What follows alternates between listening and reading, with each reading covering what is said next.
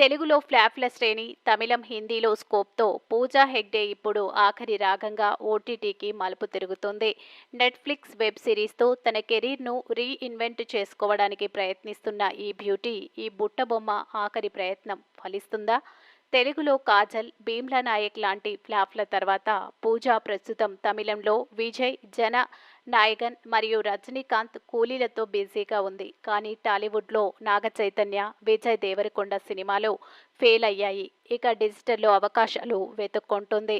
కాజల్, తమన్నా నుంచి సమంత, కీర్తి సురేష్ వరకు అందరూ ఓటీటీలో హిట్లు సాధిస్తున్న ఈ కాలంలో పూజ కూడా దర్శకుడు అజయ్ జ్ఞానముత్తు డీమౌంటీ కాలనీతో కలిసి నెట్‌ఫ్లిక్స్ సిరీస్‌కు సైన్ చేసింది. ఈ డిజిటల్ కమ్‌బ్యాక్ ఆమె కెరీర్‌కు టర్నింగ్ పాయింట్ అవుతుందా?